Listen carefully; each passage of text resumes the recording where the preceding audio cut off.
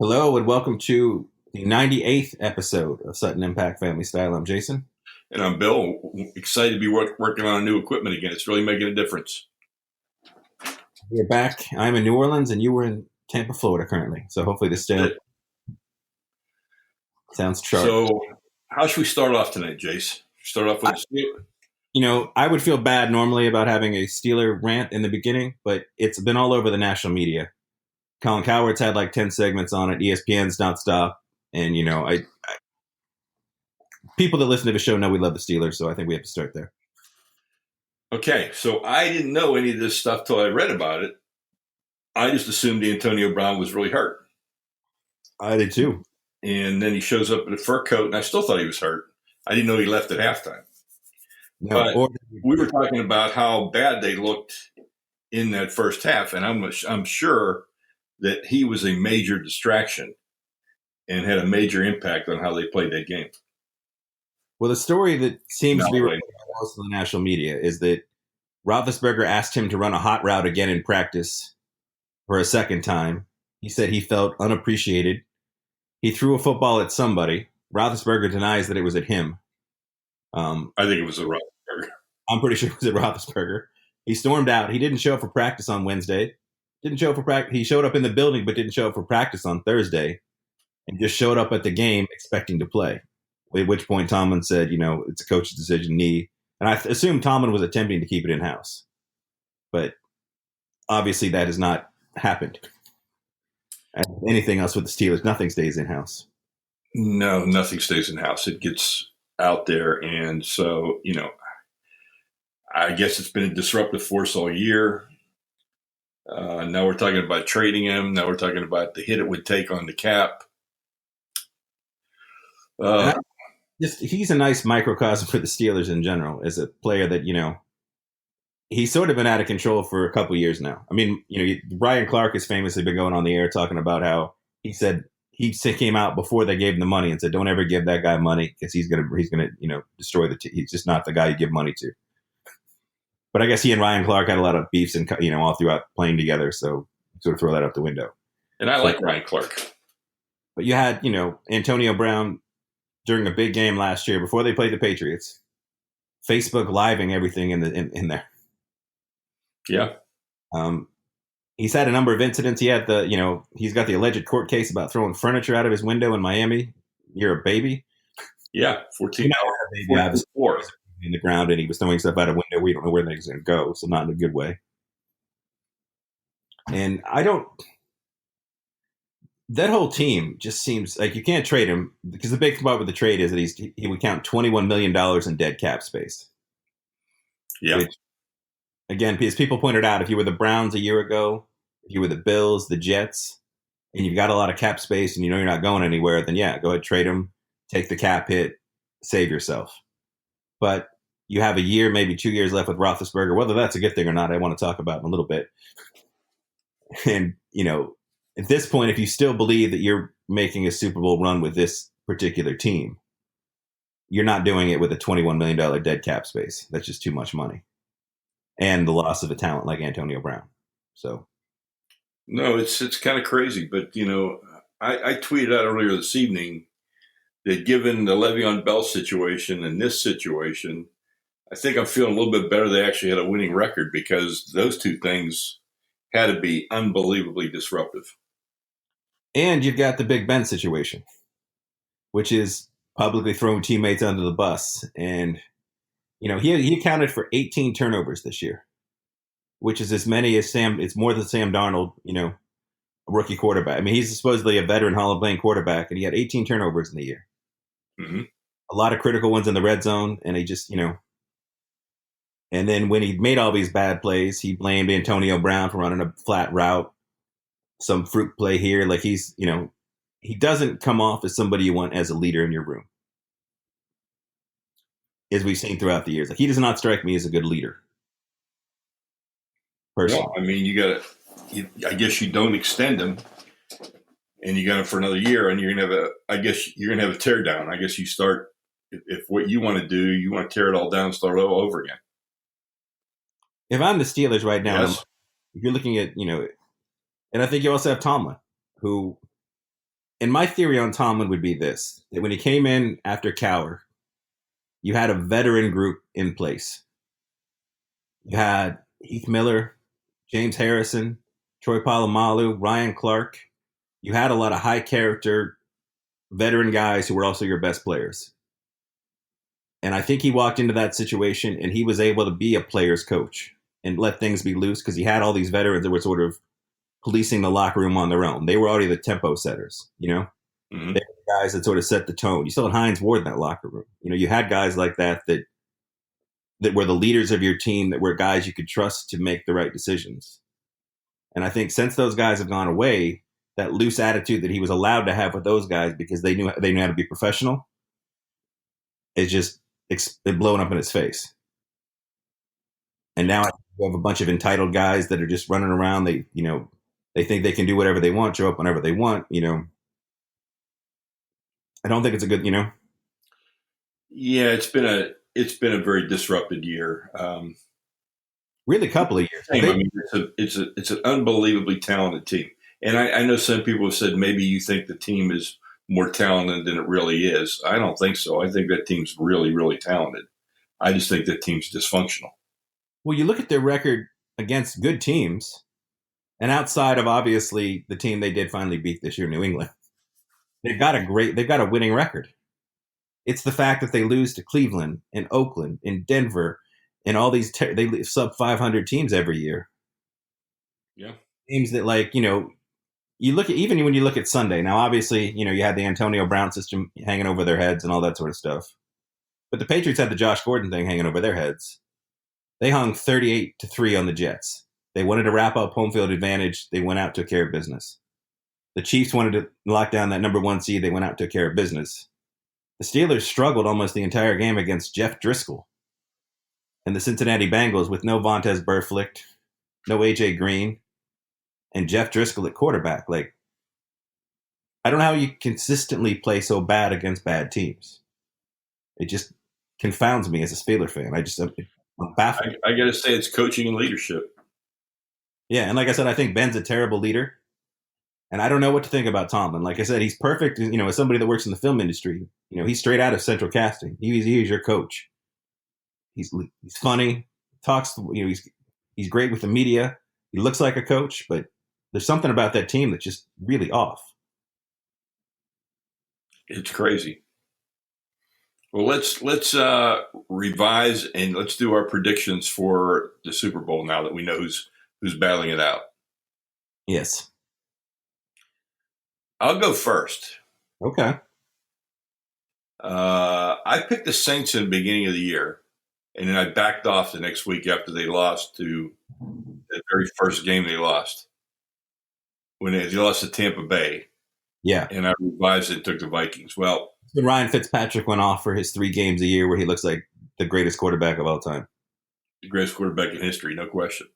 So I'm going to go back to my Saints prediction. I just don't see anybody beating them in 2 games in New Orleans. Don't see it happening. I think in the NFC, I think that's pretty safe because the Rams have not been the same. And it's bizarre because it seems to have coincided with Cooper Kupp's injury, but I can't imagine that that's really been the issue. It did not look like the team that was coming out and just smoking everybody. I know Gurley's been a little bit banged up. The defense has been a little disappointing lately, and maybe they've just been, riding low. I think the one team that can beat the Saints is bizarrely Chicago Bears. Their defense is unstoppable.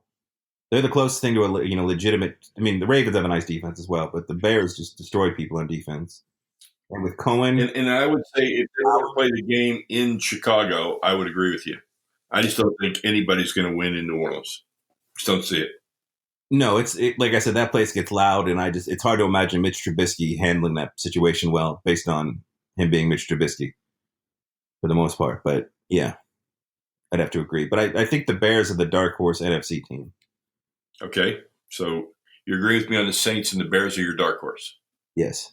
All right, who's your AFC pick? I don't like saying it out loud. It's like saying Voldemort.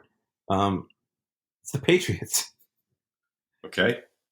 I mean, for as bad a season as they seemingly had, And again, they always beat the Steelers, and the Steelers beat them. They finished with the second best record in the AFC. They've already beaten the Chiefs once this year. And I know that the championship game, presuming those two teams win, is going to be in Kansas City. But somehow Kansas City has the tougher road. Because Kansas City gets the winner of the Baltimore Charger game, which I think are the two more dangerous teams in the AFC. You know? Yeah. I mean, I don't want to play either one. Those are the two teams I'd be afraid of just because the Ravens are just, I don't know what to make of the Ravens. They're a very weird team. They play good defense and they run the football, but that seems to be all they can do, and it seems like you should be able to stop them. But again, I think, the Patriots get a bye. I think whoever's coming to New England the next week is going to get just ran off the field in the first half because Belichick and Brady will know what they're doing.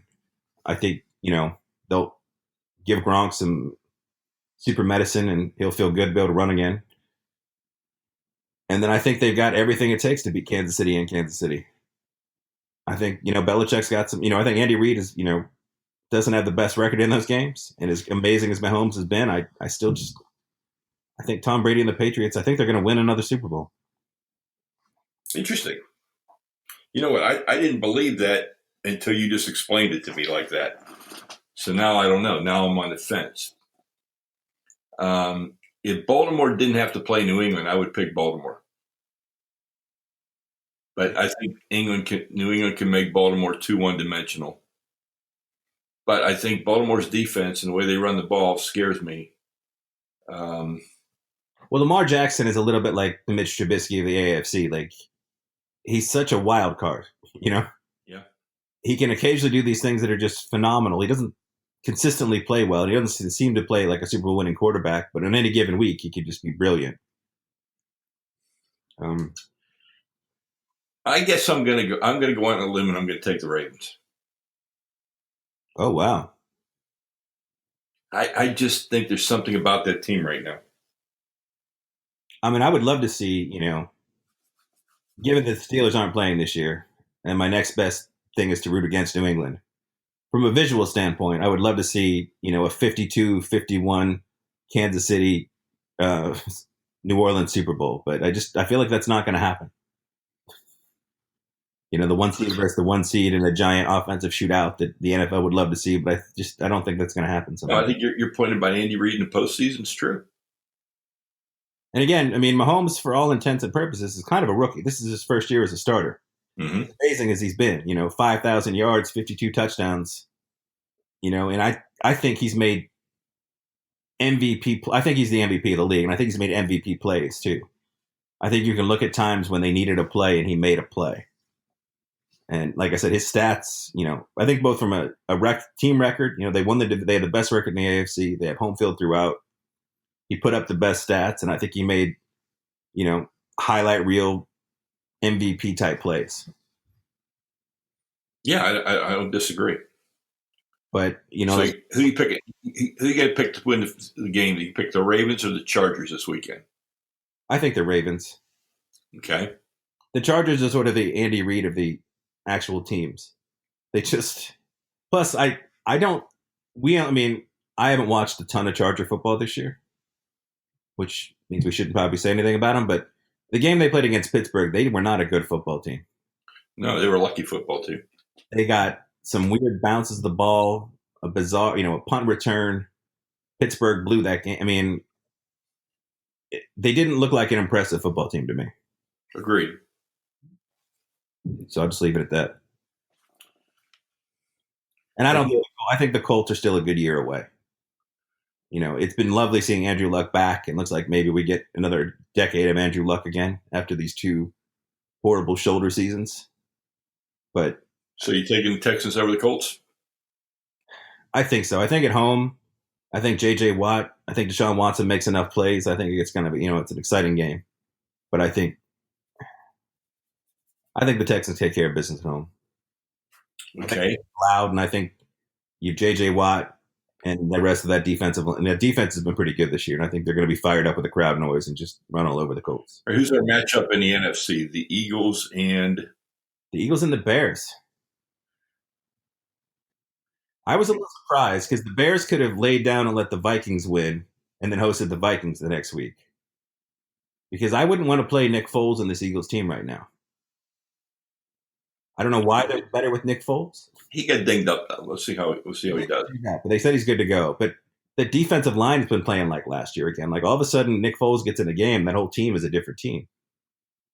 Okay, Cowboys and Seahawks. Who do you got?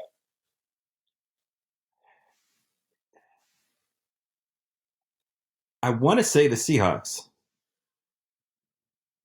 I think. I really don't know. Dallas is It's in Dallas. They're good.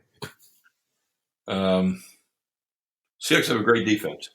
Seahawks have a great defense. The Cowboys' defense. I mean, they went into New Orleans and held New Orleans to 10 points. Yeah, beat them in New Orleans. I think it's the most interesting matchup of the weekend.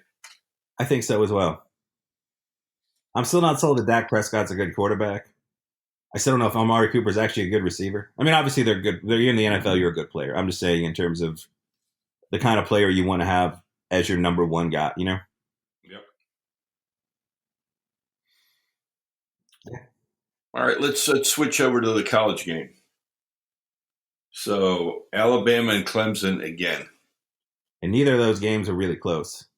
I know Oklahoma made a show of it in the second half, but Oklahoma got off to such a bad start. Yeah. I mean, they're down 28-3, right? Yeah. And they played unbelievably well in the second half after they got Alabama tired and Kyler Murray was just running over the field.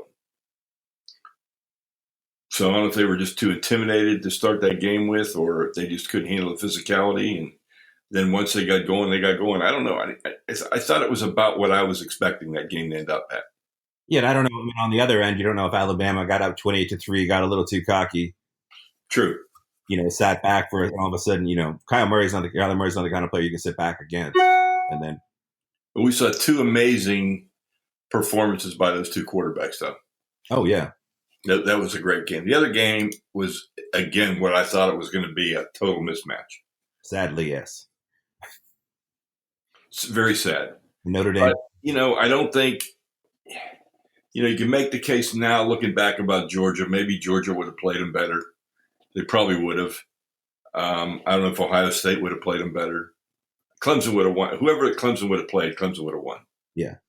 Because even my beloved UCF, I mean, once the quarterback went down, their season was, for the most part over. Yeah, if that guy could have thrown today, I mean, LSU was down to 5 defensive backs, and one of them was a wide receiver after they got 2 guys thrown out for targeting, and then one guy suspended and one guy not playing because he's going to go pro. I mean, 5 defensive backs, you can't even play some of your alignments that require 6 defensive backs. You couldn't play it. And having the one guy's a wide receiver, Mackenzie Milton would have lit that guy up. He would have. So I think UCF accounted themselves well. But you could tell, even by the broadcasters, that everybody was really tired of the national championship thing. Oh, yeah. And it really did alienate. I listened to I listened to the post game with I forget what the linebacker's name is for LSU. That's a real high pro prospect, Donovan something or other, and he was saying he was tired of them saying the SEC wasn't any good. He was tired of all the national championship stuff and everything. So I don't know. They can be tired of it, but I mean, UCF's got to do what they have to do. I mean, when you can't ever get invited to the party, you got to make your own party look better than everybody else. You do. I mean, you can't make the rules. I mean, but I did agree. Florida will play them. They want two games in Florida and 1 game at UCF. Yeah. And UCF just wants to go 1-1. Well, nobody's going to play them 1-1. So if you really want to make your case for what you're going to be and why you should be in the conversation, you're going to have to play by their rules until you get to the point where you don't have to anymore. Yeah. But I would love to see Jerry Jones or somebody, come out and offer, that neutral game to open the season. Yeah. Yeah, of a UCF Alabama, I'd love to see it. And it could be a total ass kicking, but I'd still like to see it. I would still like to see once and for all what it is. Right. Well, I think the problem with, whereas Alabama has, 5-star recruits sitting on the bench and 5-star recruits on their practice squad. Like with UCF, it's like they bubble up from time to time. Mm-hmm. And I think, this team of the last 2 years, the undefeated team, and then, the the team with the quarterback they had till they got hurt this year. Those were two teams that could have hung with a lot of people that never got the opportunity to. Right. Now, if this guy is the quarterback next year, whoever they're bringing in next year, I can't say that, they don't have 4 or 5-star recruit quarterbacks sitting on their bench, all waiting for their chance to play for Nick Saban. Well, I think the interesting move is Dana Hogelson leaving WVU and going to Houston. Yeah. That's going to make Houston a really tough out. And it's wise because Houston's making the move. They're going to pay him a ridiculous amount of money. And Houston knows that, that a real probability that the Big 12 expands, it'll be 2 teams, and they want to be the other team. Right. So what to see? Something's going to happen. It's interesting to see where all this stuff goes. And supposedly the most highly sought after college coach, Oklahoma's coach, apparently he's re-upped with Oklahoma for a bigger, you've got a raise. I'm going to say a little bit longer.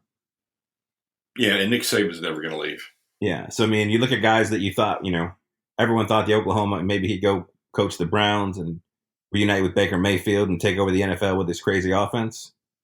Apparently not going to happen. Apparently not going to happen. But let's talk about all those vacancies in the NFL. And there are 8, I think. There are 8 right now.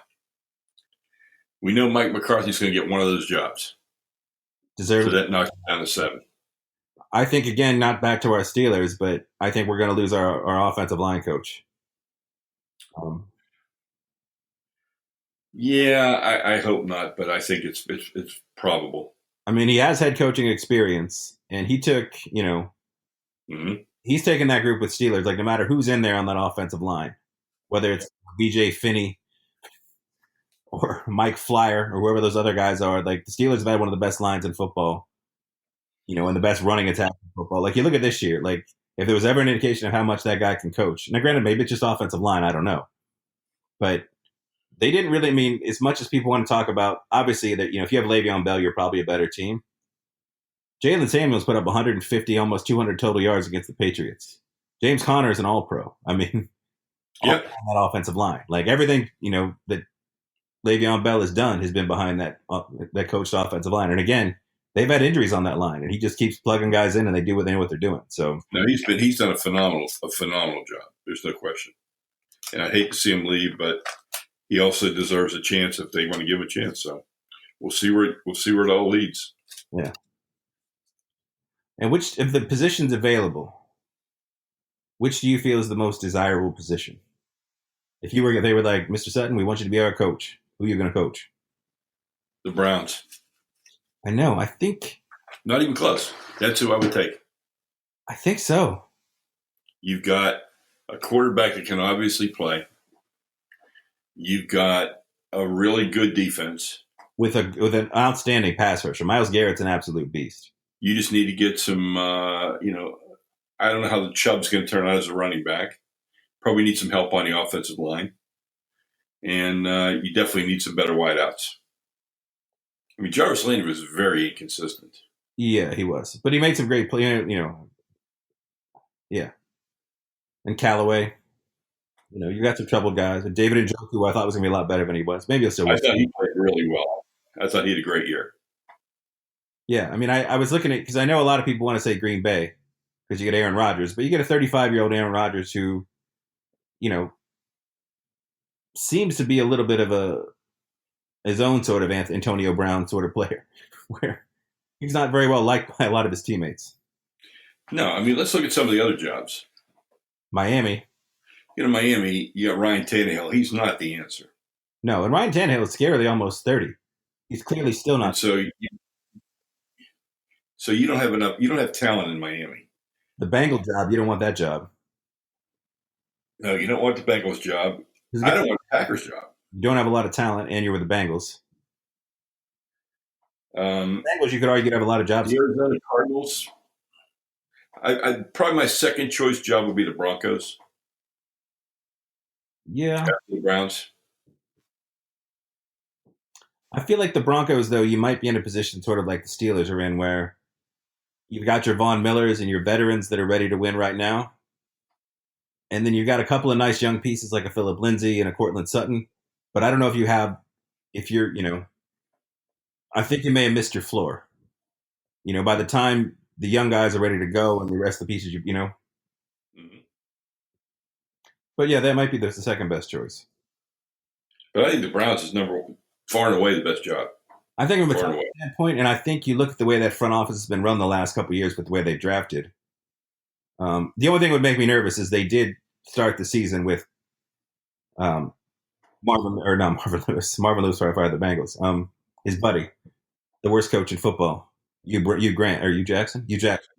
You kept him around. I mean, if Hugh Jackson wasn't the coach if you fired him in the offseason and brought in a real coach, even Greg Williams, you probably won that division. So do you think Greg Williams gets a shot or not? I don't think so, but if I'm the Browns, I'm not going to wait to the last minute to ask. He's an improvement over what they had. They clearly fought for him and won with him. The offense looked pretty good. Like if you brought back, him and Freddie Kitchen on like 1-year deals, I don't know if you can get that done, or 2-year deals, depending on how the coach's wheel spins. Like I don't know who, the Oklahoma coach, he's not coming to the pros right now. Nick Saban's not coming to the pros. I don't think Josh McDaniels of the Patriots is probably going to take the Browns job. I don't know that for a fact. We don't know if Josh McDaniels has the balls to take any job. Right. I mean, he likes to be courted. Yeah. And he sure walks away a lot. Yeah. So who do you want if you had first choice of the coaches that you know of? Like who's even the coach you want to go get? I'm not getting excited about Mike McCarthy. My bias towards Munchak, obviously, but I mean I don't know if there's a hot young assistant we don't know about, or if it's not an under the radar name. But I don't know if it's a coach you really want to I don't know. I don't know who I'd want to coach my team. All I know is that if I was coaching, you offer me a job, I'm going to take the Browns for sure. Not even thinking about that, because I think the Browns have a legit shot of winning the North next year. I think they've got a great shot of winning the North. And again, you're obviously going to have to be dealing with Patrick Mahomes and the Chiefs for the next decade, all bearing injuries. The Ravens look like they know what they're doing for the most part, but Lamar Jackson is one hit away every game from not playing anymore, and then you're back to Flacco or whoever they've got. But I just think the Browns, I think the Browns are going to be one of the best, again, all things staying healthy and yada, yada, yada. But I think the Browns will be one of the best teams for the next 10 years. So, yeah, that's where I'm going, where I can actually win. Yeah. And where if you got into playoffs next year or you won 9 or 10 games, they'd love you. Browns fans love this team. They've won 7 games this year, and you think they were, they won the Super Bowl. And I said I would take the over, and I was predicting they'd win more than 6. I feel pretty good about that. Yeah. But if they would have kept Hugh Jackson, they wouldn't have won 6 games. No, against the Steelers, I mean, you figure they had 5 turnovers in that first game. They probably win that game with a better coach. And if you had Baker Mayfield in the game from day one as opposed to Tyrod Taylor, who Hugh Jackson stuck with for the first 5 games for whatever reason. What do you think about John Gruden's latest hire? Has Mike Mayock ever done anything in the NFL? No, he worked with Gruden on ESPN. Gruden on ESPN, I know. I was like, where's Mel Kiper? Where's Todd McShay? Where's the rest of your front office? Like I said, I always thought Gruden was a little bit like Tomlin, where he came in with a veteran team that another coach had already established everything of and sort of rode that team to the Super Bowl. Like Tony Dungy took that team to the NFC Championship game. They let him go. Gruden came in, they won the Super Bowl. Yeah. Tower had a really good football team. Tomlin came in, got the Super Bowl win. But I've never been a Gruden fan. I think he says a lot of words and never says any actual thing interesting. Well, it's an interesting hire because all he did was make himself coach general manager with that hire. I know. That's all. This guy's really going to be an advisor at best. And he's basically just been an ESPN talking head draft guy. It's no different. He's just more famous than guys that do it every year on their own website of who the best players in the draft are. How about a little NBA talk? That's a little NBA talk. James Harden. He's averaging he's having a triple-double. They're 10-1 in the last couple games. But he does have an insanely high usage rate. It's like 30s. He's like almost 10 points higher than anybody else. It just basically means he has the ball in his hands more than any other player. Yeah. And he plays for Mike D'Antoni, and Mike D'Antonio made Jeremy Lin look like an NBA All-Star as well. And I'm not taking anything from Harden personally. I don't enjoy watching him play basketball. I don't either, because I hate that move where he throws his arms until he gets a foul. I don't like the soccer flopping, flailing, and I realize, that superstars get to take an extra half step. I don't like that he can basically walk constantly.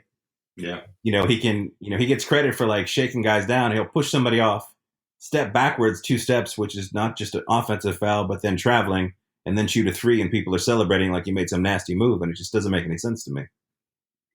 Like he travels constantly and I find it very frustrating to watch. What did you see so far of the NBA? I mean, I like Oklahoma City right now, but I don't like them to go all the way. Houston's playing really well. Golden State's got, they're just showing their age, and I don't know if they're tired of playing with each other or whatever it is. It's interesting. It's just really, really interesting to me. I thought the Celtics would have sort of separated themselves, but they really haven't. They still don't really know what to do with Gordon Hayward. And Jaylen Brown has taken a step back. So it hasn't been, for as much praise as he got as Brad Stevens has gotten over the year being a great coach. Like, you have too many guys, in Terry Rozier, you have too many guys that feel like they should be starting and getting minutes and they're not. And then the games I've watched, Gordon Hayward still looks a little bit like a shell of himself. Like, he still looks very tentative. And I don't know what you do with him, I don't know either. Toronto obviously looks fantastic. I think Philly, the shine has really come off of Ben Simmons. Because you look at a guy like Giannis Antetokounmpo, the Greek Freak. Let's just call him the Greek Freak because I can't say his name. That's a guy that seemingly can't shoot from the outside, but it doesn't seem to stop him from dominating games. He's a legitimate MVP candidate. Like Blake Griffin was never that much of a shooter either. He dominated games too. Yeah, whereas Ben Simmons, I don't know what kind of fit he is with Jimmy Butler and Joel Embiid. And Embiid, for whatever reason, they have him shooting so many threes. And I understand, I've read the analytics that 3 is worth more than 2. I didn't really need to go to a website to read that. I understood that from the get-go. And I understand some of the analytics. Like, you don't want to take 17-foot shots 5 seconds into the shot clock. You don't want to take a shot a foot inside the 3-point line because that makes sense. And I agree that it's nice that your big can clear out the lane for a guy like Jimmy Butler or Ben Simmons to drive the lane and not clog it up with another big man. So him having the range to shoot threes is obviously a great threat. But I just don't understand why you want to. Then why even have a 7-footer if you're going to keep him away from the basket all the time? No, they're an interesting team. I can't figure them out. And I think we have to at least give a little shout out as long as we're talking about surprise teams in the East. Bizarrely, the Orlando Magic and Vucevic, who he put up 30, 20, and 8 the other night. Yeah. Like he's been arguably one of the best players in basketball. He has. And again, I would sell real high on him if I could. I don't know who wants him, but I would sell high quickly. If he keeps playing like that, there's going to be a lot of people that want him. And he's got an affordable contract in. Well, he's a free agent at the end of the year. And if you're Orlando, you probably don't want to re-up him for the kind of money he's going to get in the open market. And you drafted Simmons. You drafted Bamba. You still have Gordon, who sort of could play the stretch 4, maybe the 5 sometimes. So he's taking minutes away from young developing guys. And I don't think his ceiling, I don't think this is who he is as a basketball player. Maybe I'm wrong. Maybe he'll go on to dominate for the next 5 years. But I would try to get rid of him, Terrence Ross, and everybody else to try to bottom out this year. Well, it's a battle for the bottom. I mean, Cleveland's going to be in the bottom. Mm-hmm. The Knicks probably going to be in the bottom. But in a good way, the Knicks are in the bottom. They have their first round pick this year. You'll get Porzingis back next year. And, Moutier is finally looking like he's playing like the guy that people thought he was a couple years ago at high school. Knox looks like he's got some room for improvement. I mean, this is the first time as a Knicks person you could be excited in a long time.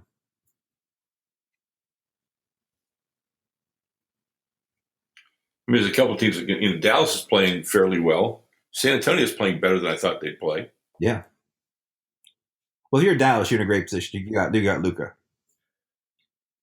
and he's the toast of the league. Everybody loves him, and no matter what you do this year, you're fine. Yep. Phoenix is still going to be in the lottery. Yeah, probably. Although they've been playing a little better as of late. Not last night. No. And obviously the Wizards have to worry about John Wall next year because he's out for the year. Yeah, I don't know. Well, I think we should do our show next week on Tuesday night again. And that way we'll have been after the national championship game. Okay. And after all of the NFL games. Sounds like a plan. So listeners, plan on having our new episode on Wednesday again next week. Yes. Because we want to make sure we get all those things covered. And we did have a food moment together. We did. I got to take Jason to the James Joyce pub. Well, actually, the James Joyce pub for boneless wings and bacon cheese fries, and both of them were off the charts. Their boneless buffalo wings are phenomenal. Just phenomenal. It's real chicken, excellent sauce, good breading. Just incredible. And nothing goes better with boneless buffalo wings and bacon cheese fries. Very few things. Very few things. And like I said in my tweet, it was his best boneless wings I've had since the hangar in Amherst. Yeah. And that's been a long time. Yeah. It's been a quest. It's been my holy grail to find one, and I finally found one.